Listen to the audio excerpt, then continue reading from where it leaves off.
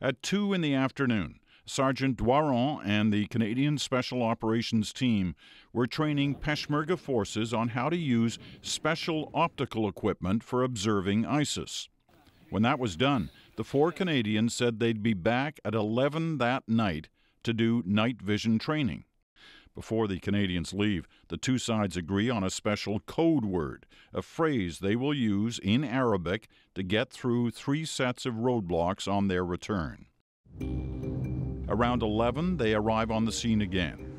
What occurs in the next crucial few minutes is the subject of dispute between the Canadians and the Kurds, but this is what the initial investigation is telling Canadian officials.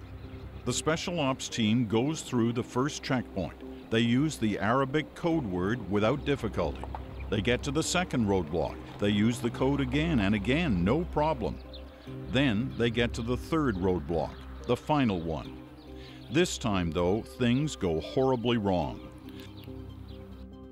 A young, possibly inexperienced Peshmerga fighter near the roadblock suddenly opens fire when the code word is used. This final roadblock is quite close to the Kurdish forward post. Their guns are pointed toward the ISIS forces, 2.2 kilometers in the opposite direction. When they hear the gunfire from the young Peshmerga, they swing their guns around 180 degrees and start firing at the 4 Canadians.